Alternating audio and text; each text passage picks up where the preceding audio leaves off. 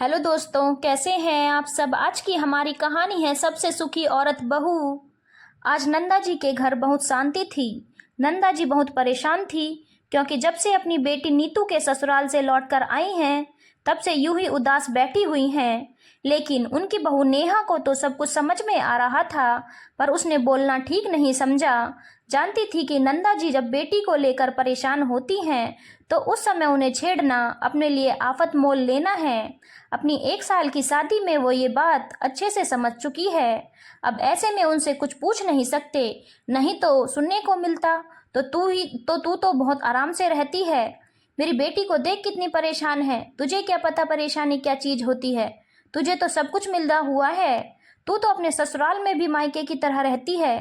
मेरी बेटी फूलों में पली हुई ऐसे ससुराल में रहती है कि कुछ कह नहीं सकती। ऐसे माहौल में कैसे रहती है उसका दिल ही जानता है। आखिर माँ हूँ उसकी। उनके आगे तो नेहा कुछ कह ही नहीं पाती। पता नहीं जब भी नीतू के ससुराल में कुछ होता तो नंदा जी को यही लगता कि उनकी बहू इस दुनिया में सबसे सुखी औरत है, जबकि बेटी इस दुनिया की सबसे दुखी औरत। सारे अत्याचार उन्हीं की बेटी पर होते हैं, जबकि बहू तो ऐसो आराम से रहती है और दुखी होने का कारण भी कोई खास नहीं होता। आज नीतू के ससुराल में उसके बेटे का जन्मदिन था। जाहिर सी बात है कि पार्टी में दोनों नंदों को भी बुलाया गया था। उसकी 2 नंदे वहां आई हुई थी। बस पार्टी खत्म होने के बाद नीतू की सास ने अपनी दोनों बेटियों को घर पर ही रोक लिया, जाने नहीं दिया, ये कहकर कि कल चली जाना। बस इसी बात का दुख सताए जा रहा था। बस यही सोच सोच कर परेशान हुए जा रही थी। बेटी भी एक नंबर की कामचोर थी। माँ से प्रोग्राम में ही शिकायत कर रही थी, देखो दोनों नंदों को रोक लिया, इन्हें क्या काम करना पड़ता है। काम तो मुझे करना पड़ता है ना। यह तक नहीं सोचा कि मैं कितनी थक गई हूँ।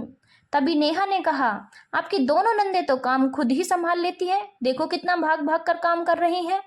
तब नीतू तुनकते हुए बोली, हाँ लोगों को दिखाने के लिए भाग भाग कर काम करती हैं।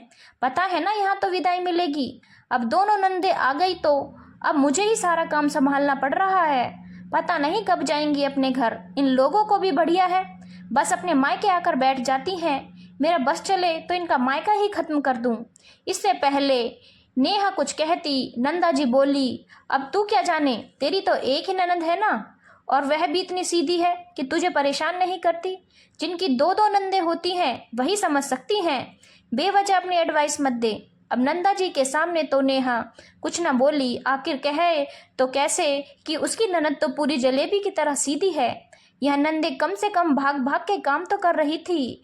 वहां तो ननद हिलती ही नहीं थी माँ के पास से। और अब यहाँ घर पर आने के बाद माँ नंदा जी बैठ गई इन सब चीज़ों को लेकर, उसके दुख को अपना दुख बनाकर बैठी हुई हैं। आलम तो यह था कि आने के बाद तो हाथ पैर भी नहीं चल रहे थे।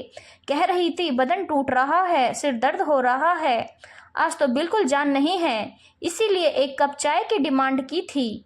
खैर अब सास ने डिमांड की थी तो नेहा को तो चाय बनानी ही थी। तो चाय बनाकर नेहा उन्हें कमरे में पकड़ाने गई। नेहा अभी उन्हें चाय देने कमरे में आई ही थी कि उसी समय उनके फोन की घंटी बज पड़ी। देखा तो ननद का ही फोन था। नेहा ने कहा, मम्मी जी, नीतू दीदी का फोन है। नीतू का नाम सुनते ही अभी जिन हाथों पैरों में हलचल नहीं थी वो अचानक दिखाई दी। बड़ी स्फूर्ति से उठकर नंदा जी ने फोन रिसीव किया। नंदा जी ने फोन उठाते ही पूछा, कैसी है बेटा, सब ठीक तो है। उधर से नीतू ने अपनी परेशान आवाज में नंदा से कहा, बहुत थक गई हूँ मम्मी, अभी अभी दोनों नंदों और सास के लिए कॉफ़ी बनाकर आई हूँ। पता नहीं रात को भी चैन नहीं है। मैं भी तो फंक्शन में थकी हूँ, लेकिन नहीं, फिर भी कॉफ़ी बनवाई है मुझसे। हे भगवान, अगर तू इतनी ही परेशान है तो तू मेरे पास आ जा। कहकर क्या कर लेंगे, अपने आप खुद काम करेंगे। जब 2 दिन खुद काम करेंगी ना तो अकल ठिकाने आ जाएगी। नंदा जी ने कहा, मैं भी यही सोच रही थी मम्मी, अब देखती हूँ, बात करती हूँ इनसे। अगर नंदे कल नहीं गई तो मैं सीधे मायके आ जाऊंगी। जैसा तुझे ठीक लगे बेटा, पर कोशिश करके देखना। कहकर नंदा जी ने फोन रख दिया। नेहा ने हिम्मत कर पूछा, क्या हुआ मम्मी जी, सब ठीक तो है। नेहा की तरफ देखकर नंदा जी चाय का कप हाथ में लेकर बोली, क्या सब ठीक है। सुबह से शाम तक काम करते करते मेरी बेटी परेशान हो चुकी है। फिर भी देखो ऐसे नंदे पल्ले पड़ी हैं जो इस समय उससे कॉफ़ी बनवाई है। उसकी सास में क्या अकल नहीं थी कि वो भी थक गई होगी? पर नहीं, खुद की बेटियों के लिए दुख होता है पर बहू के लिए नहीं। नंदा जी ने चाय को गटकते हुए कहा। नेहा ने चाय की तरफ देखा। यहाँ पर भी तो वही हो रहा था। वह भी तो थकी हारी फंक्शन से लौटकर आई थी और फिलहाल सास को चाय बना कर दी है। पर फिर भी खुद की बहू तो सबसे सुखी है और बेटी सबसे दुखी। नेहा तो अपने कमरे में आकर सो गई, चैन का बिगुल बजाकर। आखिर सुबह की थकी हुई थी। दूसरे दिन जब दरवाजे पर दस्तक हुई तो नेहा की नींद खुली। घड़ी में देखा तो सुबह के 6 बज रहे थे। इतनी सुबह सुबह कौन आया होगा, सोचते हुए नेहा ने दरवाज़ा खोला। देखा तो सामने नीतू खड़ी थी। नीतू ने उसे कुछ भी बोलने का मौका नहीं दिया और उसे परे हटाकर घर में आ गई। हे भगवान, लगता है कुछ न कुछ कांड करके आई है। मन ही मन सोचती नेहा भी नीतू के पास आई और बोली, क्या हुआ दीदी, इतनी सुबह सुबह? तुमको इससे क्या? मम्मी कहाँ हैं? अब आप सुबह सुबह आई हैं तो अपने कमरे में ही होंगी, वो शायद सो भी रही होंगी। लेकिन बाहर इतनी आवाज़ सुनकर नेहा का पति सुनील और नंदा जी भी उठकर अपने अपने कमरे से बाहर आ गए। सामने नीतू को देखकर हैरान रह गए। तब नीतू अपनी माँ के गले लगकर बोली, अब तो मैं नहीं जाऊंगी उस घर में मम्मी। बताओ, दोनों नंदों को 2 दिन के लिए रोक लिया।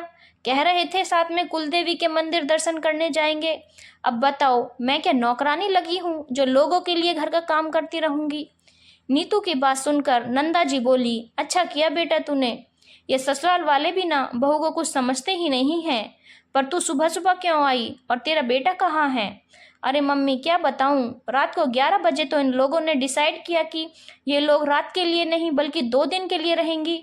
मैंने तो सुबह होने का वेट किया और सुबह होते ही सबसे पहले घर से निकल के आई हूँ। मैंने तो तुम्हारे दामाद को भी कह दिया कि जब तुम्हारी बहनें चली जाएं तो बुला लेना, तब तक मैं अपने मायके में ही रहूंगी। आखिर मैं इन नंदों की नौकरानी थोड़ी ना लगी हूँ। और बेटे को भी उन्हीं के पास छोड़कर आ गई। अपने आप उसका काम करेंगी तो पता चल जाएगा। अच्छा किया तूने, ऐसे ही ये लोग सबक सीखेंगे। नंदा जी ने कहा, क्या मम्मी, क्या सिखा रही हो आप इसे? ऐसे तो ये कभी ससुराल में रहेगी नहीं। एक बच्चे की माँ हो गई है लेकिन अभी तक रिश्ते निभाने नहीं आए। बताओ कैसी माँ है, अपने बच्चे को भी वहीं छोड़ आई। सुनील ने कहा, तू चुप कर, तुझे क्या पता ये औरतों वाली बातें। तेरी पत्नी तो यहाँ खुशी खुशी रहती है, इसीलिए तुझे बहन का दुख नहीं दिखता। नंदा जी उसे डांटते हुए बोली। तभी नंदा जी ने नेहा की तरफ देखकर बोला, नेहा तू यहाँ क्यों खड़ी है? जा फटाफट से चाय बना कर ले आ। आज सुबह सुबह की चाय मैं अपनी बेटी और बेटे के साथ ही पीऊंगी। नेहा ने सुनील की तरफ देखा, फिर अपने कमरे में चली गई। थोड़ी देर हो जाने के बावजूद भी जब चाय नहीं आई तो नंदा जी ने नेहा को आवाज़ लगाई, अरे नेहा बहू, चाय बन रही है या बीरबल की खिचड़ी? अभी तक चाय क्यों नहीं आई? तभी नेहा तैयार होकर अपने बैग के साथ बाहर निकली। उसे बैग के साथ देखकर नंदा जी हैरान रह गई। बहू, तू ये सामान लेकर कहाँ जा रही है? जी मम्मी जी, मैं अपने मायके जा रही हूँ। क्योंकि अब तूने ये क्या तमाशा लगा रखा है? किससे पूछकर मायके जा रही है? इसमें पूछने की क्या बात है? जब ननद घर आती है तो भाभी को मायके चले जाना चाहिए। अभी थोड़ी देर पहले ही तो आप नीतू दीदी को समझा रही थी, बस मैंने भी आपसे ही सीख लिया। बहू, तू मेरी बेटी की बराबरी मत कर। तुझे क्या पता वो कितनी परेशानी से रहती है। तू तो यहाँ ऐसो आराम से रहती है। हाँ मम्मी जी, सही कहा आपने। एक सास की नज़र में उसकी बहू दुनिया की सबसे सुखी औरत होती है और बेटी सबसे दुखी औरत। अगर पूरे दिन काम के बाद बेटी की सास कॉफ़ी बनाने को कह दे तो गलत, लेकिन बहू को सास चाय बनाने के लिए कह दे तो सही है। मैंने भी तो कल आपके लिए चाय बनाई थी फंक्शन से आने के बाद। नेहा की बात का नंदा जी के पास कोई जवाब नहीं था।